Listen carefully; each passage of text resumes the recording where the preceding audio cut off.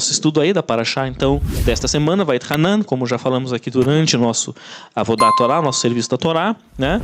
Se encontra a Parashá em Dvarim, Deuteronômio 3, verso 23, até o capítulo 7, versículo 11.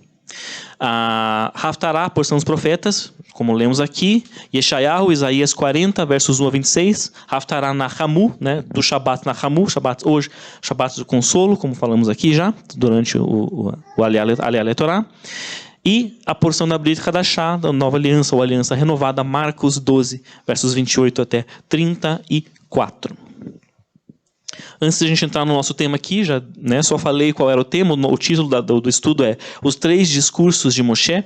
Vamos ver o que é isso, né? Vamos falar, então, vamos ver quais são os tópicos que aparecem nesta Parashá, então, para a gente lembrar o que ela nos traz. Quem já leu em casa ou quem não leu vai ficar sabendo agora o que ela tem. Então, começa falando como nós lemos aqui, né? É Moisés lembrando do que aconteceu no passado, vários episódios que aconteceu, e temos um início ali ele falando não subtrair ou adicionar nada aos mandamentos, né? Aí vem uma questão de proibição da idolatria. Depois a Parashá vai fazer um lembrete, na verdade isso é tudo Moisés, né? Tudo Moshe relembrando o povo. Um lembrete da revelação no Sinai, de quando foram entregues as 10 palavras, né? Os 10 mandamentos, as 2 tábuas com os 10 mandamentos. E vem na sequência uma repetição das 10 palavras, do Aseret Hadibrot. Quando eu falo 10 palavras aqui, né, leiam 10 mandamentos, né, mais popularmente conhecido como 10 mandamentos, mas no hebraico original, de novo, ó, é original aí, é chamado Aseret Hadibrot, as 10 palavras, tá? Porque na tábua, as 2 tábuas eram palavras mesmo, eram 10 palavras, uma palavra no início ali de cada um dos mandamentos, tá? Por isso as 10 palavras. Aí vem o nosso famoso Shema Israel, se encontra nessa Parashá, Deuteronômio 6:4, né? Shema Israel, Adonai Eloheinu, Adonai Echad, que nós oramos aqui todo Shabat, que oramos semanalmente, quem faz em casa, né? Ao acordar, ao deitar-se, né? Ou ao andando pelo seu caminho, Shema Israel, se encontra aqui nessa Parashá. Aí vem uma exortação contra casamentos mistos, né, do povo de Israel, não dar os seus jovens para casarem-se com povos que não estavam na aliança, né, povos pagãos. E, por fim, a Parashá nos traz a questão do amor do Eterno por Israel e se encerra assim, tá? Essa Parashá, Vayet Hanan, e roguei, e pedi. Como nós vimos, né, aqui nesses tópicos que passamos, nós temos temas aqui dos mais diversos que Moisés vai tratando e vai trazendo de uma maneira aparentemente até aleatória, tá? Que ele vai lembrando o povo aqui. Temos lá o não adicionar ou subtrair aos mandamentos, né? Não adiciona nada e não subtrai nada dos mandamentos que eu estou dando, o Eterno dizia, né?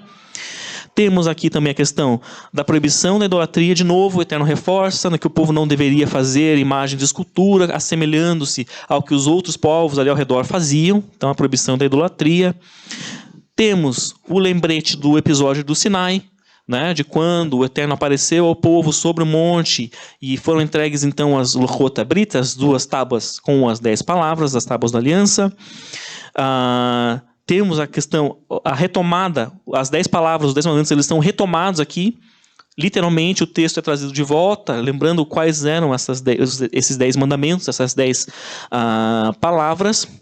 Temos o Shema Israel, né? O Shema, olha lá o hebraico, já vamos aprender hoje. Shin, Mem, Ain, já estou dando spoiler para vocês aqui. Shema ali em hebraico, né? Shema Israel, temos aqui também. Temos ali também a questão lá né, exortação para não ter casamento. Isso aqui é um casamento, né, uma aliança ali, para não ter casamentos mistos, né? Temos a questão do amor de Deus, do Eterno por Israel, e outras coisas que Moshe fala. E parece que assim tudo... vou falar... não adiciona, não subtrai os mandamentos. Mas lembra também que você não pode fazer ídolos. Lembra então quando o Eterno apareceu para vocês lá no Sinai? Então, lembra que ele entregou as 2 tábuas? São essas aqui, os 10 mandamentos são esses. Tá. Israel, escuta, Deus é um, hein? Ele é um só. E lembra também que ele ama você, tá? Parecem coisas, né, que foram jogadas assim aleatoriamente, randômicas, por assim dizer, né? E a gente fica pensando, eu já li isso, inclusive em materiais de teologia. Esse livro de Deuteronômio foi todo um discurso de Moisés diante do povo. Vamos lembrar qual é o momento aqui. Eles estão, né, prestes a entrar na terra. Moisés já sabe que ele não vai entrar, que Josué é quem vai passar com o povo adiante, né, para entrar na terra prometida. E aquela geração que está diante dele ali já não é aquela geração lá que tinha vivenciado o Sinai, que tinha vivenciado as maravilhas, as pragas que o Eterno lançou contra o Egito. Essa geração que está aqui já eram os filhos daqueles. Porque todos aqueles, salvo, né, por Josué e Caleb, todos aqueles haviam perecido já. Então essa geração aqui já é a segunda geração do povo de Israel ali, né, no deserto. Vamos lembrar disso, né? Então Moisés está trazendo ali. Mas esse material que eu li, e eu já vi comentários também sobre, então Moisés pegou essa segunda geração, sentou lá, colocou eles lá assim no deserto, sentou lá numa colina e começou a fazer o seu discurso, retomando todas essas coisas que ele precisava, que ele achava importante retomar com o povo. Aí vamos pensar assim, vamos pensar no povo lá sentado, e Moisés falando, e Moisés falava, e Moisés falava. Tem mais isso. Lembrem. Lembrei. Então, no Sinai, o Eterno apareceu para os pais de vocês, mas vocês também, é como se vocês estivessem lá. Lembrei. Não vão casar com os povos que vocês vão entrar na terra, tá? Não pode. E Deus ama vocês. Como que vamos nos colocar no lugar do povo? Ouvindo Moisés falar, e falar, e falar, e falar, horas e horas, e horas, e horas, e horas, e trazendo assuntos assim, tipo, lembrei disso aqui, ó. Como que seria isso? Será que foi assim? Será que foi assim? Não sei vocês, mas ia chegar uma hora que eu ia estar meio assim, ó. Sem querer, tudo bem, interessante, importante, mas depois de umas 3 horas de Moisés falando e trazendo, eu ia estar assim, já, né? O povo ia começar... né? Então será que foi um discurso de Moisés que ele pegou o povo e foi? Será que foi assim? Ou não? Claro que não, né? Na realidade, tratam-se esse livro de Deuteronômio e essa porção especificamente, mas o livro de Deuteronômio eles foram na verdade mini discursos. São vários discursos separados, vários momentos separados que a Torá trouxe juntos, mas são vários momentos que Moisés sentava o povo e falava. Ele não ficava lá horas e horas a fio falando com o povo. Ele mesmo ia se cansar, né? São momentos diferentes ao longo ali daquele trajeto aquele momento que eles estavam, que Moisés reunia o povo e falava. Deixava o povo descansar, iam dormir, passavam a noite, no outro dia tinha mais um momento. Provavelmente era assim, né? E como que a gente sabe disso? Como que a gente tem certeza de que eram momentos diferentes? Como que a gente identifica isso? Se a Torá, lembrem no hebraico, vocês vão ver aqui com Pedro, a Torá, o texto da Torá não tem assim, não tem ponto final, né?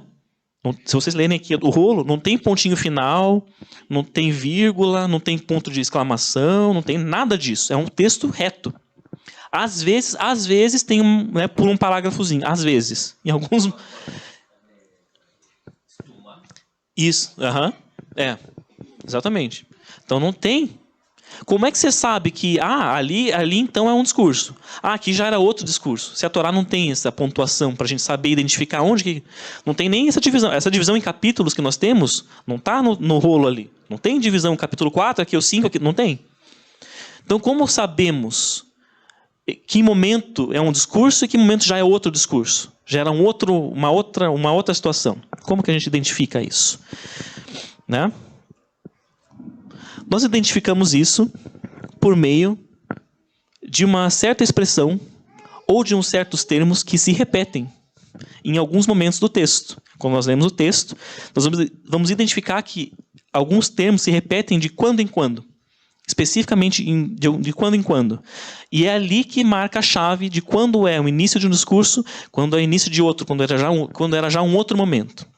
Já vamos ver qual qual termo, qual frase, enfim, qual expressão é essa. Quando nós lemos o texto, você pega para ler a Torá na sua casa, a porção da semana, se começa a aparecer termos, expressões que se repetem muito, isso deve saltar aos seus olhos, porque ali tem alguma coisa. Opa, por que está repetindo aqui? Já falou isso aqui lá, por que está de novo aqui? É porque tem alguma coisa ali, ou está indicando alguma coisa. Aqui na nossa paraxá de hoje, essa expressão que vai nos dar a chave é o seguinte. Então começamos, né? Devarim Deuteronômio 4, verso 1. E agora, ó Israel, ouve os estatutos, Hukim, e os juízos, os Mishpatim, que eu vos ensino para os cumprirdes. Né? Então, esse termo, Hukim, ouve Hukim e Mishpatim, estatutos, juízos e mandamentos, que aparece depois também, se repete várias vezes aqui no nosso texto dessa paraxá de hoje. Né? Então começa aqui no 4, verso 1. Aí se nós formos lá para o versículo 40, ainda do capítulo 4, olha lá. Ó, e guardarás os seus estatutos, os seus hukav, né? A mesma palavra, só que os seus estatutos. E os seus mandamentos, mitzvotav, que eu te ordeno hoje.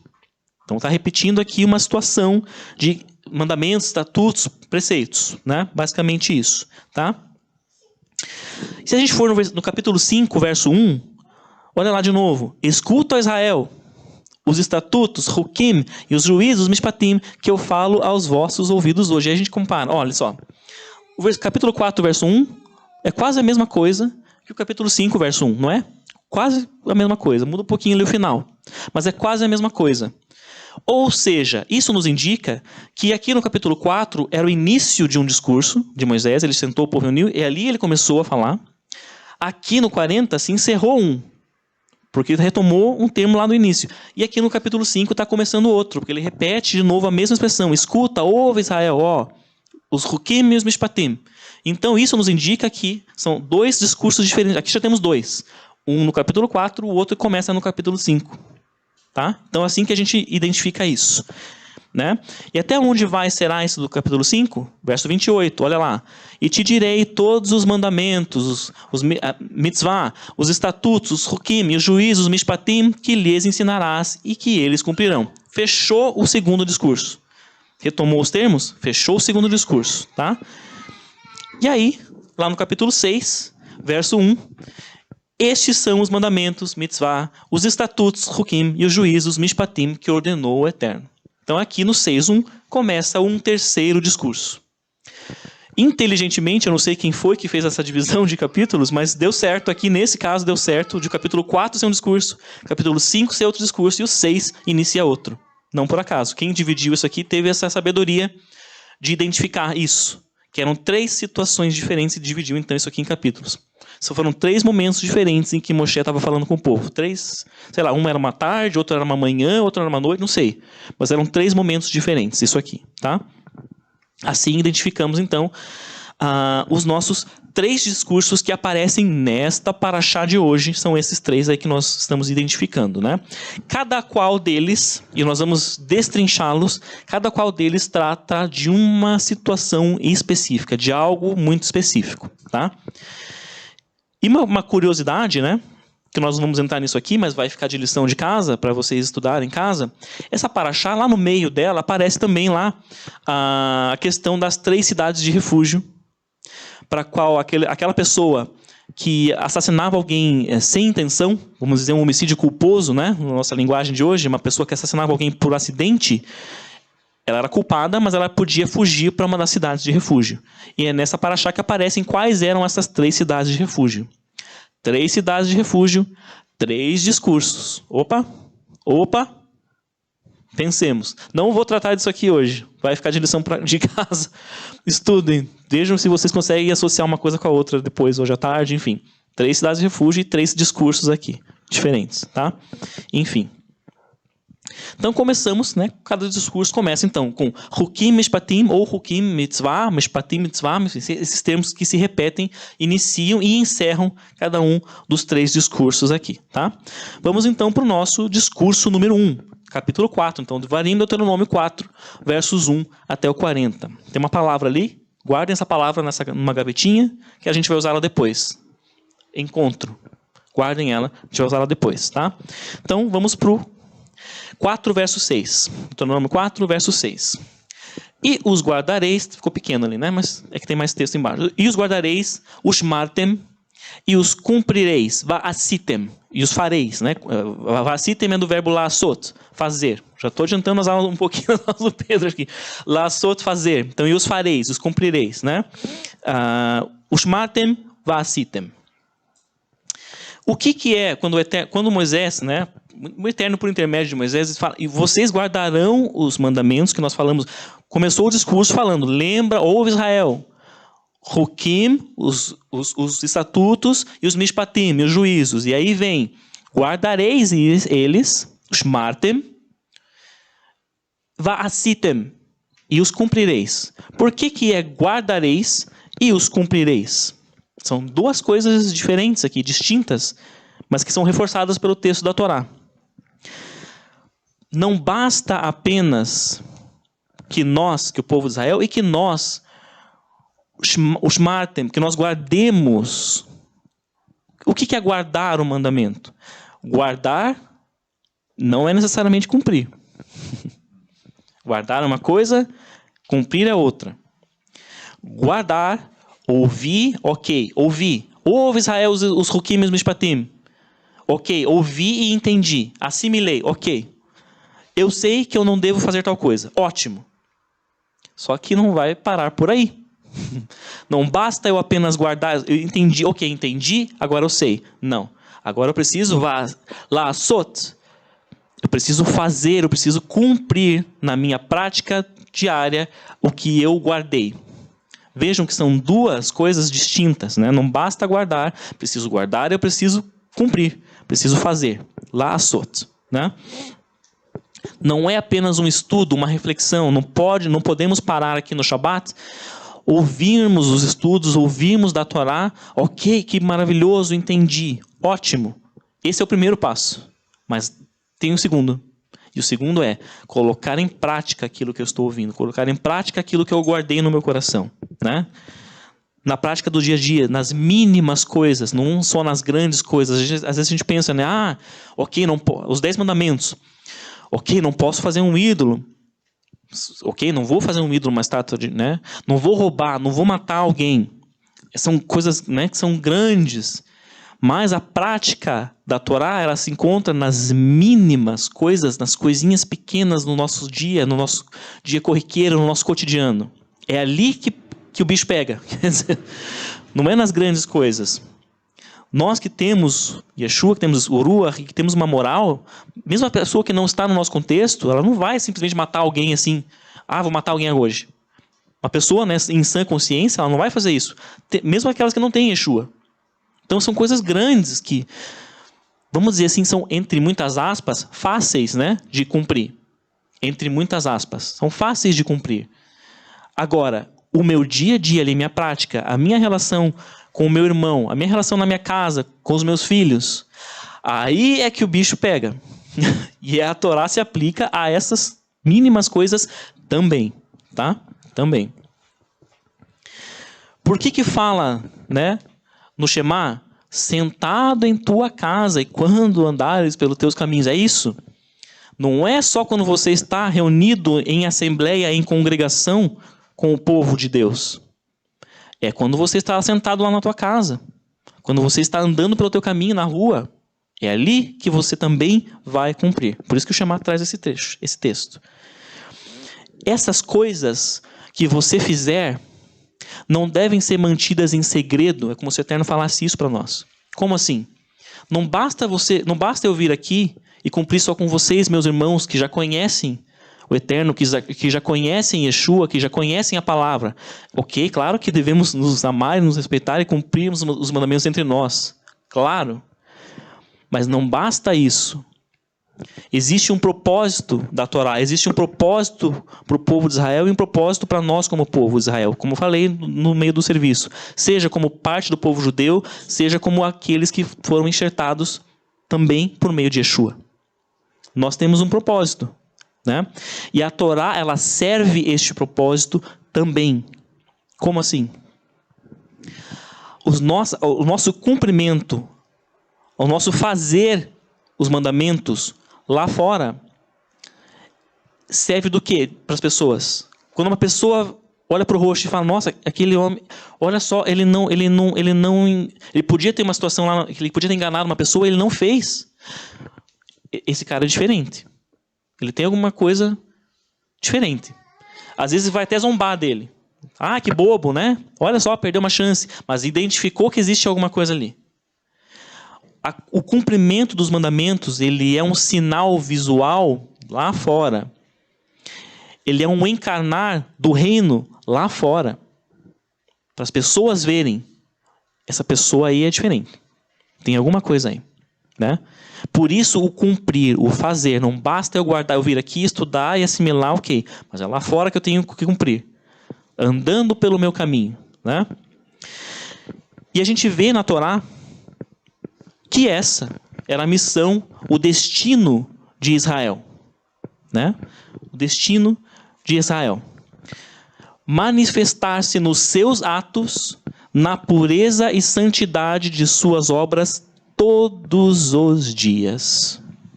Nos mínimos detalhes, nas mínimas situações, nas mínimas coisas. Israel foi chamado com essa missão, com esse destino, com esse propósito de, por meio da prática da Torá, ser um exemplo para as nações que não conheciam o Eterno. É isso. Testemunho vivo. Praticar a palavra, praticar a Torá é um testemunho vivo lá fora. O Eterno existe, o Criador existe, e esta pessoa está trazendo o reino de Deus aqui para esse contexto. É isso. É ser um testemunho vivo para as nações. Né? Israel tinha essa missão, esse destino, esse propósito, tem essa missão, esse propósito. E assim as nações veriam o impacto da obediência aos mandamentos e da prática dos valores do Eterno. Como assim? O Rabino Marcelo, quando ele esteve aqui, e eu já tinha ouvido ele falar isso em outros contextos, ele disse, pense num lugar em que as pessoas cumprissem pelo menos dois mandamentos. Não matar e não roubar.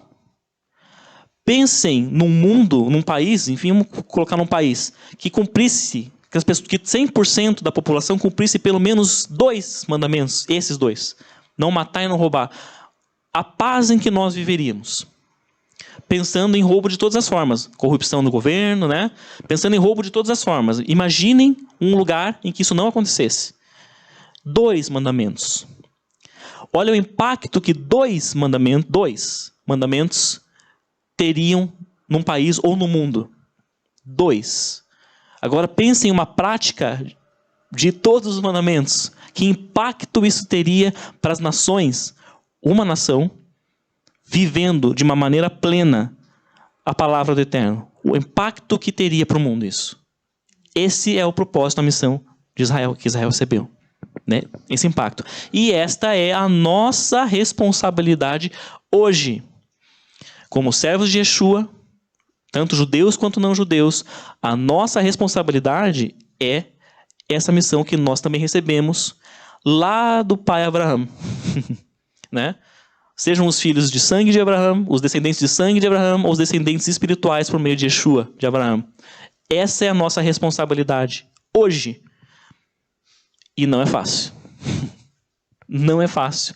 De novo, como eu falei, porque nas pequenas coisas é que nós muitas vezes tropeçamos. Não é nas grandes. Eu não vou matar alguém, não vou roubar alguém. É nas pequenas coisas que nós tropeçamos e falhamos muitas vezes nesse nosso propósito, nessa nossa responsabilidade. Nas pequenas coisas. E a palavra, a Torá traz ali então, né? Tem ali uma questão, à vista dos povos, ó, de novo, esse era o propósito de Israel. Isso que o Eterno queria, à vista dos povos, que ouvirão todos esses estatutos e dirão. Os povos deveriam ver o exemplo de Israel e se interessar pelo Eterno. Esse era o propósito, né? Está ali, testemunho vivo. E no versículos 9 e 10 a Torá diz, para que não esqueças as coisas que os teus olhos viram e que estas coisas não saiam do teu coração. Aqui o Eterno estava trazendo uma demonstração, olha, se vocês se distraírem do destino de vocês vão esquecer as coisas que os olhos de vocês viram aqui. Vocês vão esquecer do relacionamento que vocês tiveram com o Eterno aqui. E essas coisas vão sair do coração de vocês. Não se distraiam com isso. É como se o Eterno falasse isso, né? Não se distraiam com isso. Deixa eu ver se está aqui. Isso. E a Torá também reforça. E quando eu estava estudando a Paraxá nessa semana, lendo o texto, uma coisa saltou muito aos meus olhos, e eu já vou tratar dela daqui a pouco. E aqui nesse primeiro discurso, isso aparece também, que era fazer conhecer aos filhos como tudo começou. O que é isso? Moshe ele fica lembrando para o povo, olha, ensina para os teus filhos, conta para eles a história de como o nosso povo começou, de como nós fomos tirados do Egito pelas mãos poderosas do Eterno, etc, etc. Isso aqui é reforçado várias e várias e várias e várias vezes nessa paraxá. E em todos esses 3 discursos aparece de alguma forma. E quando eu estava lendo, antes de pensar no estudo, isso me saltou aos olhos. Aos filhos, olha os filhos, e os filhos de vocês, várias e várias e várias e várias vezes. Né? E aqui aparece também, fazer conhecer aos filhos como tudo começou. Né? Por quê? Nós já vamos ver por quê daqui a pouco nos outros discursos. Por que isso? Né? E vamos conectar com uma coisa que o Rabino Shulam trouxe para nós aqui quando ele esteve aqui conosco. Vamos então para o nosso... Esse é o discurso 1. Vamos para o 2 agora. De novo, a palavra que está embaixo ali, guardem ela na gavetinha. Não vou usar agora. Mas o discurso 2 se encontra então em Devarim, Deuteronômio 5, versos 1 até 27. Nós falamos do discurso 1. Qual que foi o ponto-chave do discurso 1? Que eu falei para vocês. Qual será que foi a chave? Em que palavra nós podemos resumir o discurso 1? Não é a palavra que estava ali. Não é a palavra encontro. É uma outra. Em que resume o discurso 1 de Moshe aqui? Destino, missão. Essa é a palavra que resume. O discurso 1 ele estava lembrando aquela segunda geração, olha, vocês têm uma missão, um destino que Deus deu para vocês. E o destino de vocês e a missão de vocês é ser testemunho vivo para as nações. Isso. O discurso 1 de Moisés, resumindo, seria isso. Esse é o ponto. E agora temos o 2, e já vamos ver do que ele trata então. Se o primeiro era destino, missão. Começamos no capítulo 5, vamos para o verso 2. O Eterno nosso Deus fez conosco uma aliança em Horebe. Não com os nossos pais, mas conosco, todos nós que estamos vivos aqui neste dia, hoje. Hoje. O que é isso? Moisés está falando... Lembrem, de novo, aquela era a segunda geração do povo de Israel. Muitas daquelas pessoas que estavam ouvindo ele não tinham vivenciado lá o Sinai. Nasceram depois. Vários deles, provavelmente, muitos deles, nasceram depois. Não tinham visto com os seus próprios olhos o Eterno aparecer no topo do Sinai e falar com o povo com a sua voz audível. Essas pessoas que estavam ali não tinham vivenciado isso. Eles sabiam do que ouviam, né? E Moisés ele disse para eles, olha, a aliança que foi feita lá não foi só com os pais de vocês, foi com vocês também. Vocês já estavam nesta aliança lá no Sinai. Mesmo que vocês não existissem ainda, vocês já faziam parte. Vocês são parte dessa aliança. É isso que ele está falando para eles, né? Vocês que estão aqui comigo hoje, vivos aqui nesse dia. Então, esse discurso ele vai reforçar, já está em negrito lá, a questão da aliança. Então, no primeiro, Moisés fala, vocês têm uma missão, um destino.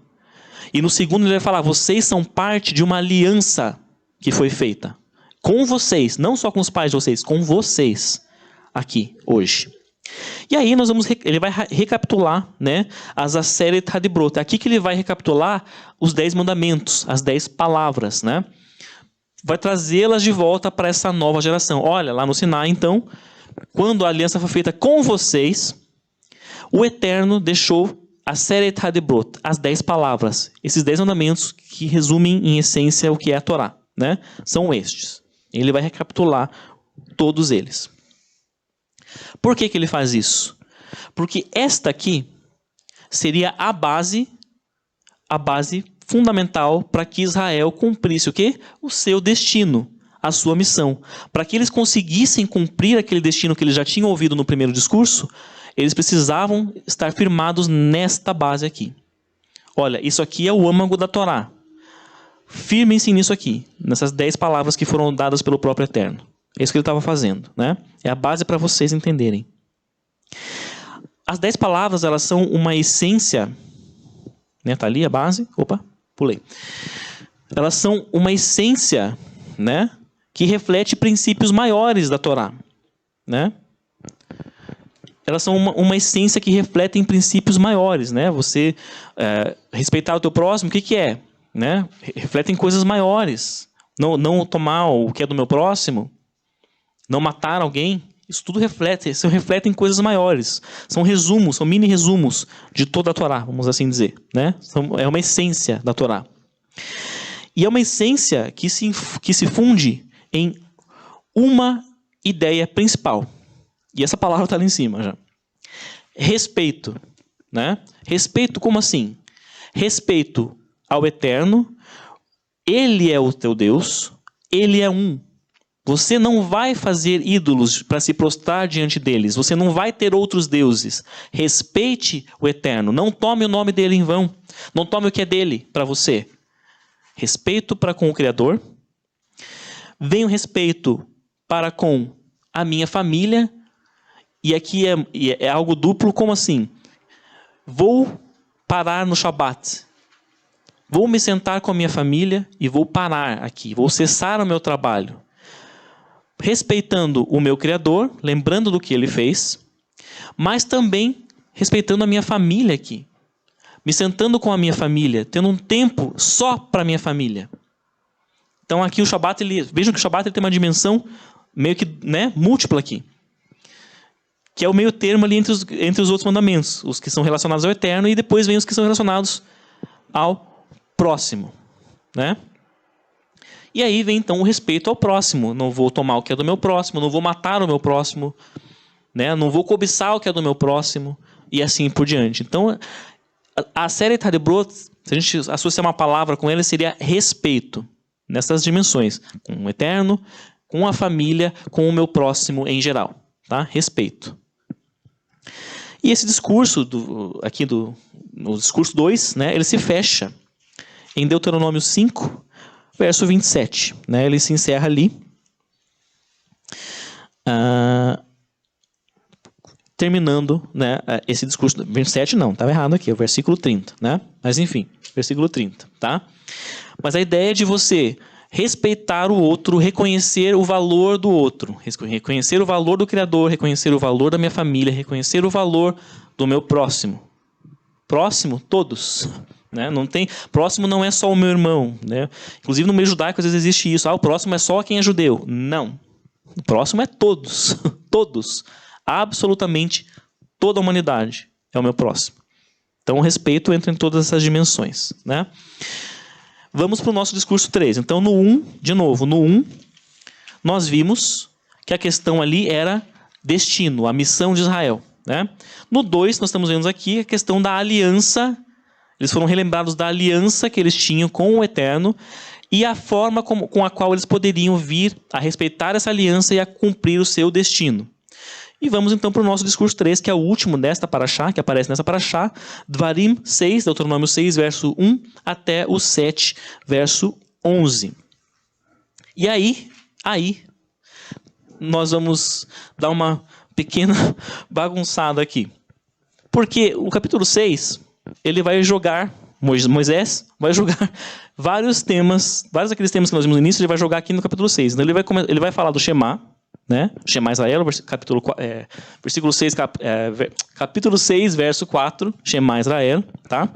Ele vai falar da idolatria, de novo, nos versos 11 e 12, do capítulo 6. Ele vai falar, olha lá os filhos de novo, para ensinar os filhos, as crianças, versos 20 e 21, de novo, retomando isso. Ele vai falar dos casamentos mistos, né? Capítulo 7, verso 3, que fala, não deem os jovens de vocês para casar com as filhas, né, dos povos pagãos. Casamentos mistos. E ele vai falar também, versos 6 e 8 do capítulo 7, do fato de que Deus escolheu Israel por amor. Já vamos entrar um pouco nisso, né? E aí eu pergunto para vocês, O que é esse discurso 3? Porque Shema, ok, ouve Israel. Idolatria não, tá? Lembra que vocês têm que ensinar os filhos de vocês.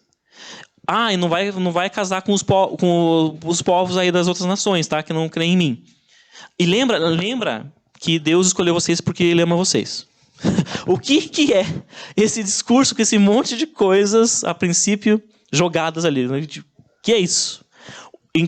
Qual é o âmago, a chave desse discurso aqui? Porque nos outros dois nós identificamos. Era destino, missão de Israel, e o segundo era a questão da aliança. E aqui, o que é?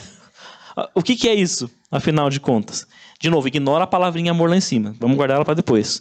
O que é esse discurso aqui, afinal de contas? Esse monte de coisa jogada. Tem alguma lógica, será aqui? Tem. Só que não é a lógica da nossa sabedoria humana. Do pensamento grego lá, que tem tudo na lógica humana. Tem uma lógica do eterno aqui. Nós já vamos entender qual é ela. Né? Vamos começar pelo começo. Né? Vamos começar pelo começo com o Shema. Versículo 4 do capítulo 6. Shema Israel, ouve Israel, o eterno nosso Deus, o eterno é um. O que é o Shema? Em sua essência. O que resume o Shema? Já vamos ver isso ali. Tá? O Shema é nada mais, nada menos, a gente sempre fala, né? Algumas vezes a gente retoma isso aqui. Shema é a frase centro da fé, da nossa fé. Da fé judaica, é uma profissão de fé. Crer que o eterno, ouve Israel, o eterno é um. Né? O eterno nosso Deus, o eterno é um. Isso é nossa profissão de fé. Tá? Isso aqui resume a nossa fé, basicamente. E o que é isso, senão eu crer que existe um só Deus e que não tem outros deuses? É um só, o Criador de todas as coisas. É uma aceitação do monoteísmo. Né? Quando nós professamos isso aqui, quando nós oramos o Shema aqui, todo o Shabat, ou em casa, estamos professando, olha, eu sei e eu creio que Deus é um e não tem outro. É isso. É uma aceitação do monoteísmo. Né? Se a gente pensar numa maneira... Eu estou dizendo que eu rejeito o fato de que existem outros deuses. Eu rejeito o politeísmo. Eu creio em um só. É isso. Né? E vocês viram que eu coloquei aqui em hebraico? Vão treinando. Quem vai fazer o curso... Já tô, sem querer, eu já tô começando a ajudar o treinamento aqui. Tá tudo em hebraico ali. Shema Israel, Adonai Eloheinu, Adonai Echad. E se vocês notarem, tem duas letras que estão um pouquinho maior do que as outras. Conseguem identificar ali? Tem duas letras, uma lá no Shema, no Ain, né? E aqui no Echad tem um Dalet também, que está maior, né? Se você pegar na Torá, no texto, no rolo da Torá, ele vai estar assim também. O Ain do Shema vai estar maior do que as outras letras e o Dalet vai estar maior também que as outras letras. Até no nosso Sidur, se vocês pegarem o nosso Sidur aí, quando a gente tem o Shema lá, também está assim, está certinho. O Shema, o Ain está maiúscula, maior, e o Dalet também está maior. Por que isso? Por que isso está na Torá? No rolo, no original, traz isso. Porque lá o escriba achou mais bonito. Eu acho que eu vou deixar o Ain mais maior porque ele é uma letra bonita. Então vou fazer ele grandão aqui para ficar bem visível, né? Ou para destacar, quero destacar que isso aqui é uma frase importante, então vou deixar maior as letras para as pessoas verem que isso aqui é importante. Será que é isso? Não. Tudo na Torá tem um porquê, que não é só para deixar bonito ou para, enfim, né? Tem um porquê disso aí. Essas duas letras especificamente estarem maiores. Não é também só porque uma é da primeira palavra e outra é da última palavra da frase. Não é só por isso. É porque essas duas letras formam, a letra Ain e a letra Dalet formam uma palavra em hebraico. O Pedro já sabe. Elas formam uma palavra em hebraico. Uma palavra que tem um significado bem importante e que é muito atrelado a essa frase aqui. Qual é a palavra, Pedro? Edut. Isso. Ed, que vem de edut, né? Ed. Aqui seria ed, mas forma edut. O que é isso? O que é ed? Testemunho. Testemunho. Testemunho. Ed. Essa palavra que forma ali. Por que o Shema... Ouve Israel, o eterno nosso Deus, o eterno é um. O que tem a ver com testemunho? Por que a Torá está reforçando aqui? Testemunho. Prática. De novo. Né? Recitar o Shema é nada mais, nada menos que testemunhar a unidade do Eterno. Né? Estou testemunhando. Mas não é só eu testemunhar quando eu estou recitando esta frase. Lembrem, o que é a Torá mesmo? Era só guardar? É só, ok, entendi? Ótimo, maravilhoso. Era só isso? Ou eu preciso la'asot? Eu preciso fazer, eu preciso cumprir. Como é que eu cumpro o Shema? Como eu cumpro o Shema? Só crendo, só guardando? Eu cumpro o Shema com ed, com o meu testemunho lá fora. O meu testemunho deve dizer para as pessoas no mundo aí fora que o Eterno é o nosso Deus e Ele é um. O meu testemunho deve refletir isso lá no mundo, lá fora. É isso. Isso é viver o Shema. Por isso forma a palavra ed aqui. O testemunho faz parte desse mandamento. Não é só crer. Não é só, entendi que só tem um Deus, creio. Ótimo. Não é só isso. Você precisa testemunhar esse Deus com a sua prática lá fora. É isso. Isso é o Shema, né? Pleno. Enfim, é isso, né? Então temos aqui então a questão de termos um Deus apenas.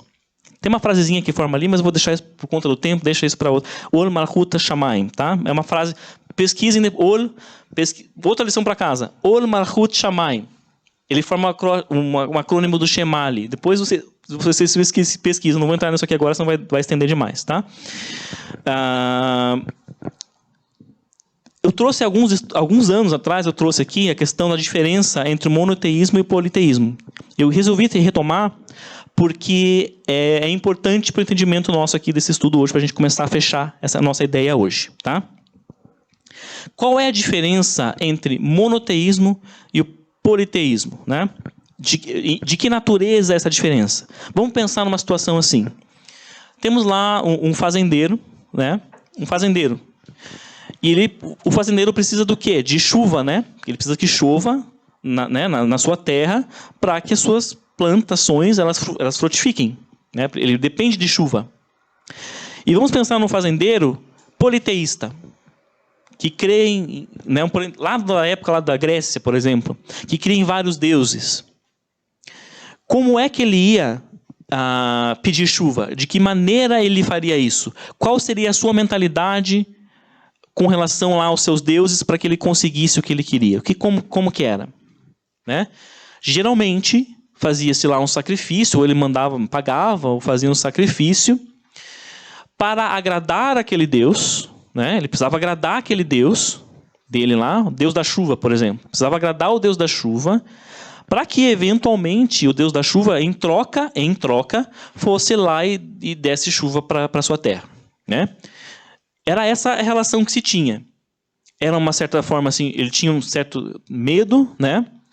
Eu preciso agradar esse Deus. Opa, eu acho que eu andei não sacrificando para ele, melhor eu mandar sacrifício agora, porque ele ficou bravo e não me deu chuva.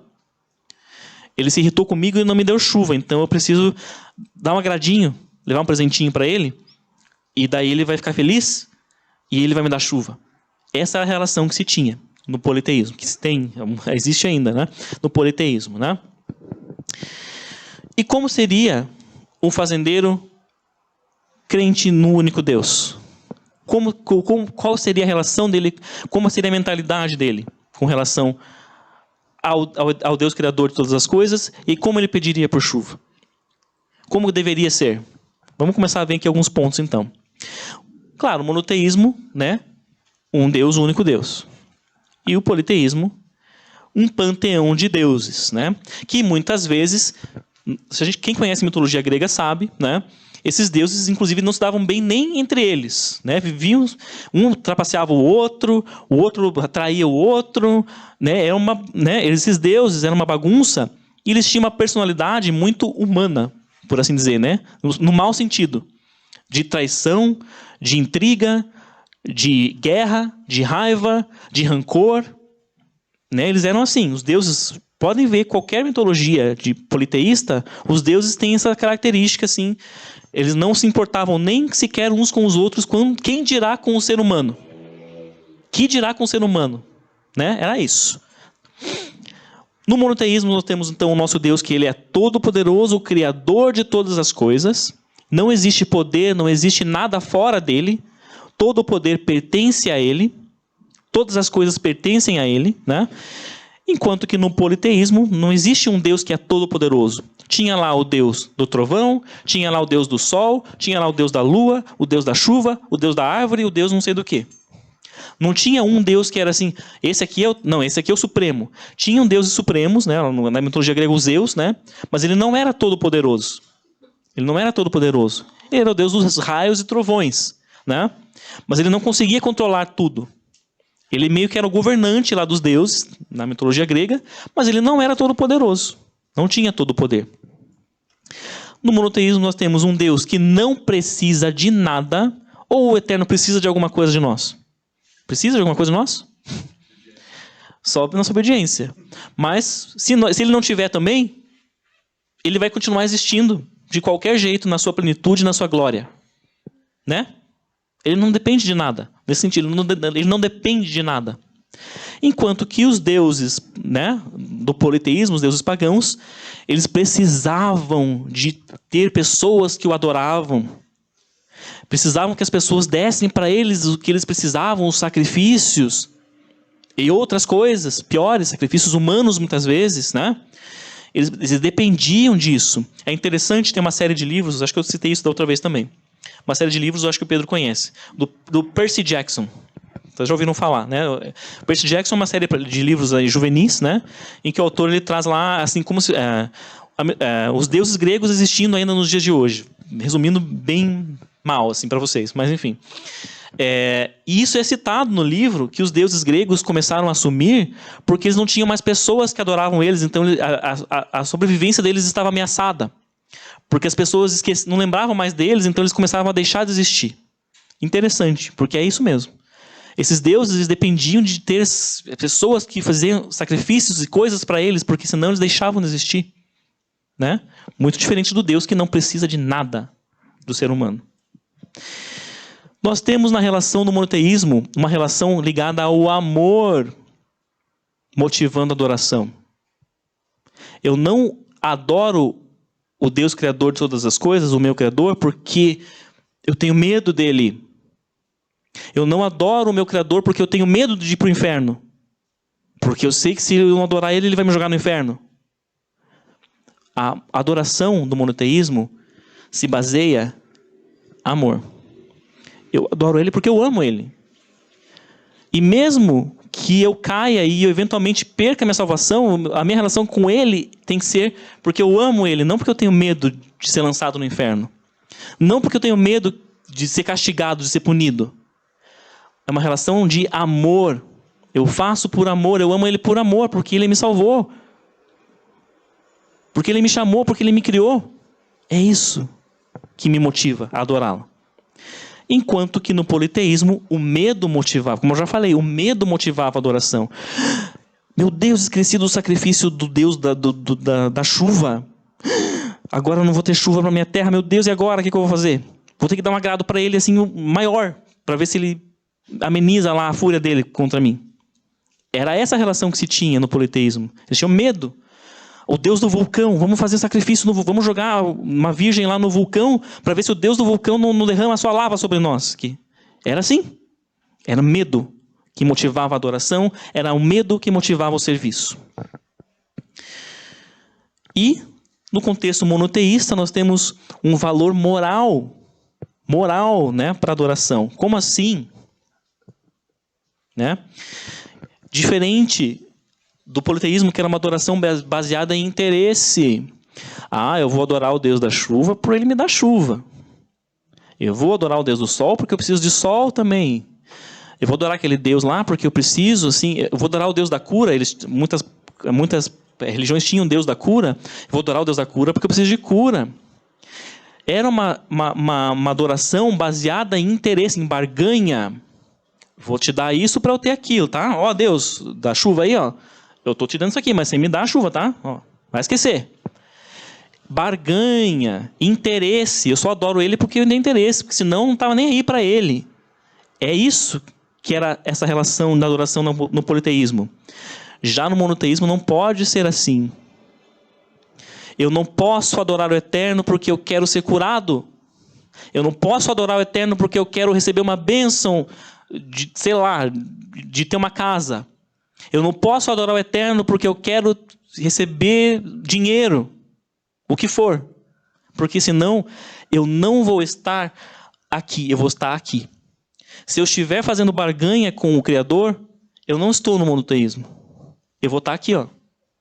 Vai ser só mais um Deus. O Deus Supremo, mas é só mais um Deus com quem eu faço barganha com Ele. Eu adoro Ele porque eu preciso de alguma coisa. Depois que Ele me der, eu vou... Até esqueço que Ele existe. Não podemos trazer isso aqui para o nosso contexto. Não podemos, porque aí nós vamos estar fora do contexto. O nosso Deus não aceita barganha. Não aceita barganha. E por mais que nós tenhamos necessidades, Ele supre as nossas necessidades no tempo dEle, da forma dEle, da maneira que Ele acha melhor para nós. É assim que funciona, né? Então, temos que estar firmados aqui no monoteísmo de fato. E envolve esse valor moral. Não é barganha. Eu adoro porque eu amo Ele. Enfim, se Ele me abençoar, abençoou. Fico feliz. Se Ele não me abençoar, vou ficar feliz também, porque Ele sabe por que Ele não me deu aquilo que eu estava pedindo. E é isso. Né? Assim que funciona. Cuidado para nós não trazermos para dentro do nosso monoteísmo ideias pagãs de politeísmo. Né? Vamos tomar cuidado. E fechando então, para terminar, para fechar o nosso discurso 3. Vamos entender qual é a coerência, então, de toda Shema, e depois idolatria, e depois casamento misto, e ensinar os filhos. Vamos entender que coerência existe aqui, e qual que é o ponto desse discurso 3. Qual que é a chave dele, para nós entendermos. Começou com o quê? Com Shema, né? Unidade de Deus. Então, o ponto que Moisés estava trazendo para aquela geração ali era, olha, lembrem que Deus é um. Não tem outro Deus além deste que criou vocês e que tirou os pais de vocês e vocês do Egito. O ponto de Moisés nesse discurso é esse, é a unicidade de Deus, né? Mas já vamos ligar uma coisa com a outra ali.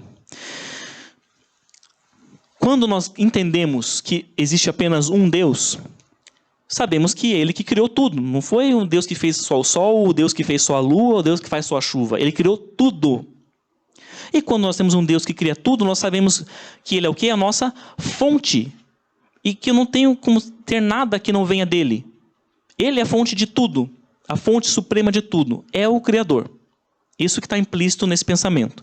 A fonte suprema. Né? O Shema traz isso para nós, implicitamente. Nós não vamos esquecer dEle. Está ali, Criador e fonte, né? Não vamos esquecer dEle quando nós estivermos cheios de coisas boas, porque nós sabemos que Ele que nos deu, que Ele foi a fonte de tudo, né? Não vamos esquecer dEle, vamos reconhecer Ele naquilo que Ele nos deu, em tudo que Ele nos deu, seja muito, seja pouco. Seja o muito, seja o pouco, né? Isso vai nos distanciar da idolatria do politeísmo. Saber que tudo que eu tenho, seja o muito, seja o pouco, e nossa vida é cheia de fases, tem fases que nós estamos no muito, tem fases que nós estamos no pouco. Mas saber que veio dele. Isso nos distancia daquele pensamento politeísta, pagão, né? Da idolatria. E vamos cuidar, de novo, Moisés retoma então. Esse aqui é o Shema. E aqui ele associa a idolatria. Olha, Israel, saibam que o Eterno é a fonte de vocês. E que se vocês não esquecerem dele, que tudo que vocês têm vem dele, vocês vão estar já automaticamente livres de idolatria. E lembrem que vocês devem cuidar das crianças, dos filhos de vocês. Ensinem eles os meus valores, os valores do Eterno, e ensinem eles que Ele é a fonte de tudo. O Rabino Shulam, agora sim, tomando o que eu falei para vocês, o Rabino Shulam, ele esteve aqui naquela tarde, né? Ele chegou do voo, veio direto para cá, com uma energia do Eterno, eu diria. Né? Depois ele teve um voo atrasado, ficou um dia mais, pensem, né? E ele com uma idade já avançada, mas veio aqui e né, nos deu uma palavra maravilhosa, abençoada aqui. E ele falou de algo que eu não esqueci, que na hora já me chamou a atenção, da questão das crianças da congregação. Ele deu o exemplo lá do Netívia. Ele falou, olha, no Netívia, todas as crianças que cresceram lá, na geração, né, passada, nenhum deles se desviou. Nenhum. E lá em Israel, lembrem que em Israel, quando a pessoa chega aos 18 anos, o serviço militar também é obrigatório. Então a pessoa vai para o exército, vai ter que ficar lá, não vai ter muito contato, né, assim, mais direto com as pessoas. E nem assim, nenhum daquelas crianças que cresceram, agora já são adultos, nenhum deles se desviou. Nenhum. E por que nenhum se desviou? Por causa da forma como eles aprenderam lá a ser de fato um povo, uma comunidade, a estarem juntos em vários momentos. Eles cresceram de fato como amigos, como irmãos, de uma maneira plena, de uma maneira tão plena, que todos se mantiveram lá. Nós precisamos nos atentar, e o Rabino Shulman já falou isso para nós, eu estou retomando, com as nossas crianças, com os nossos filhos, precisamos criar meios de ir além de eles só virem aqui, participarem da aula, que sempre é muito boa, não tô, né? Sempre é bom eles ouvirem da Torá, mas precisamos ir além disso. Vamos pensar em formas de ir além disso, de criarmos de fato aqui para eles uma comunidade, que eles se sintam cada vez mais parte desse povo, e assim eles vão entender que eles são parte de um povo e que eles são parte da fonte, e que existe o Criador, que é a fonte de tudo para eles. Por meio da nossa comunhão. Lembrem-se que o reino do Eterno se encarna nas nossas atitudes. Nós trazemos o reino para cá na forma como nós cumprimos e fazemos os mandamentos do Eterno acontecerem. E a nossa comunhão, ela faz parte disso. Então o Shiluv é maravilhoso, irmãos. Acho que é a melhor coisa que nós pensamos já, né, em fazer. Porque é isso. É começar a criar essa base, é começar a fundamentar a nossa relação uns com os outros, e isso nos fortalece. É isso que nós devemos viver. E é isso que nós devemos proporcionar para as nossas crianças. É um meio para atingi-los. É um meio para atingi-los, né? Então, Moisés, ele traz isso para aquele povo, para aquela geração. Ele fala, olha, vocês precisam prestar muita atenção e dar muita atenção para as crianças, para os filhos de vocês, porque eles é que vão levar adiante a missão que vocês receberam e a aliança que vocês também receberam. Eles são parte também dessa aliança. Vocês precisam se atentar a eles. Ensinem eles. E ensinar não é só eu sentar ele ali, o meu filho aqui, ó. Ah, então, aqui ó, na Torá diz que tá. Isso faz parte também, não estou dizendo que não é assim. Isso é uma parte, mas não é só assim. É na comunhão, é no dia a dia, é no estarmos juntos aqui. Isso também é ensinar. Torá. Tá? E aí Moisés, ele fala, então, da questão de não deixar os jovens, né, se casarem com pessoas que eram de fora da comunidade, pessoas que não criam no Deus Criador, que não criam no Eterno como a fonte de todas as coisas. Por quê? É lógico, né? A tendência era que um jovem que se casasse com uma esposa, ou vice-versa, né, uma jovem que se casasse com um outro rapaz pagão, a tendência era que o pagão contaminasse o outro. E que esse entendimento aqui fosse sendo diluído e se perdesse. E que aqueles entendimentos politeístas fossem entrando sutilmente no contexto do monoteísmo e distorcendo e deturpando tudo. Então essa era a preocupação de Moisés aqui. Não deixem que os jovens de vocês casem com pessoas que não creem. Que não têm esse entendimento. É isso. Tá? Uma coisa lógica até aqui, de certa forma, né? Porque eles vão adotar costumes idólatras, eles vão trazer para dentro da congregação ideias politeístas, pagãs. Vão começar a querer fazer barganha com o Eterno. Porque os pagãos, eles fazem isso. Gustavo está falando uma coisa ali. Teologia da prosperidade, o Gustavo está citando ali. Né? Que é uma barganha com o Eterno. Começa a trazer essas coisas. Essa era a preocupação de Moisés. Não deixa eles misturarem, porque eles vão começar a associar ideias pagãs e vão trazer isso para dentro aqui do povo. E esse era o perigo, né? Isso se perderia. E tudo isso por quê? Como que fecha? Qual que era o último ponto lá daqueles pontos aleatórios, entre muitas aspas, de Moisés? Qual era o último ponto? Tudo isso por quê? Deus nos escolheu, Deus escolheu o povo de Israel porque Ele o amou. Deus amou o povo. Capítulo 7 de Deuteronômio, verso 8. Olha o que o Eterno diz.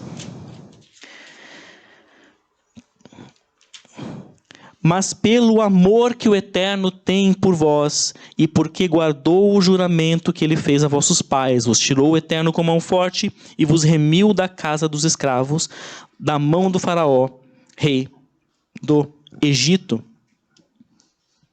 O que isso quer dizer? O que isso quer dizer? Não foi, Israel, por causa do que você fez. Você não fez absolutamente nada que tenha merecido ser tirado do Egito, Israel. Porque, dependendo das tuas ações, das tuas atitudes, você merecia ter ficado lá.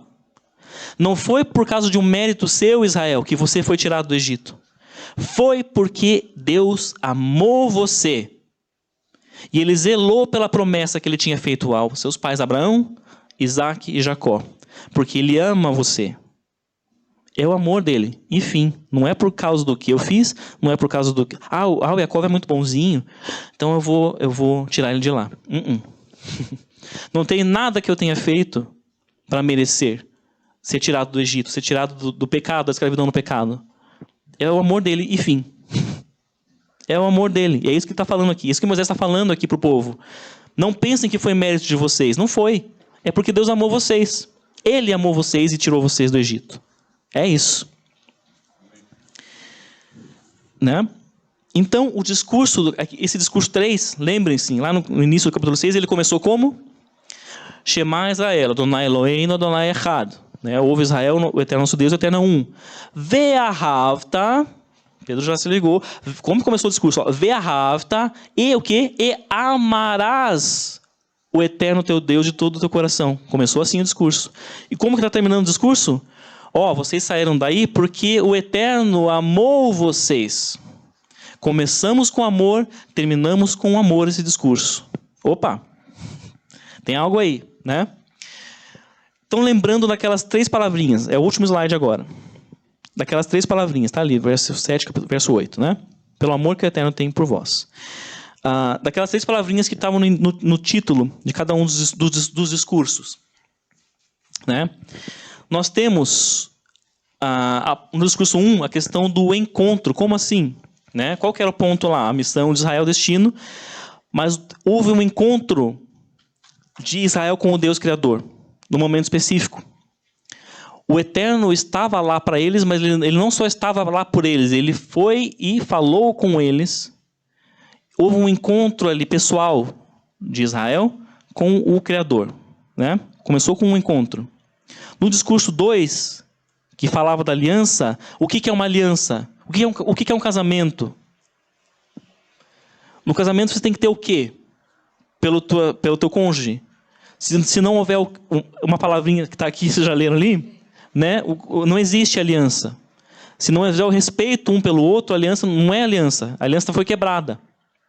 O respeito é fundamental na aliança. Como nós vimos lá nos 10, lembram os 10 mandamentos? Respeito pelo Eterno, pela família, pelo meu próximo.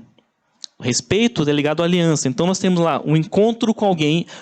Conheci alguém. Aí eu fiz uma aliança com alguém. Nessa aliança entra o respeito que eu devo ter pelo outro e o outro por mim. Né? E no discurso 3, falava do quê? Começou com o quê? Amor. Você vai amar o teu Deus. E o Eterno lembra lá no final que Ele te escolheu porque Ele amou você. Então nós temos aqui um passo a passo de como que é um relacionamento, como deve ser o relacionamento nosso com Deus. O conhecemos, o encontramos por meio de Yeshua. O conhecemos por meio de Yeshua, né? Conhecemos o Eterno. Entramos na aliança, seja como judeus, como não judeus. Nos colocamos nessa aliança por meio de Yeshua, na aliança renovada, na Brita Hadashah. Né?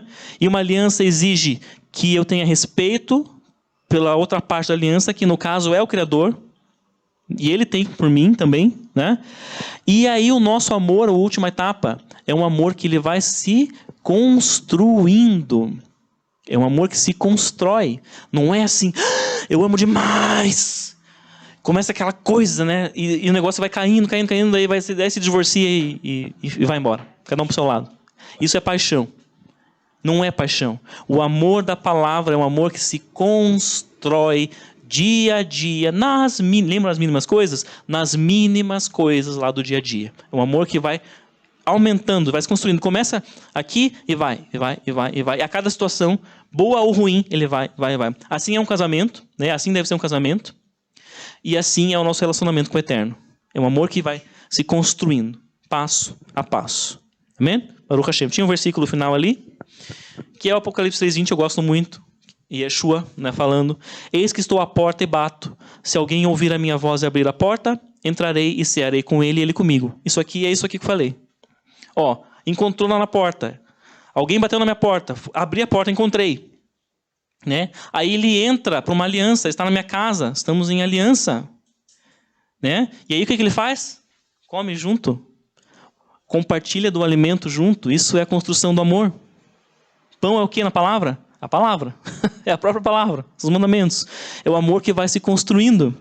Porque você encontrou ele, você abriu a porta, ele entrou, fez uma aliança, e ali dentro da sua casa vocês compartilham junto desse pão, que é a vivência prática da palavra no dia a dia. Amém?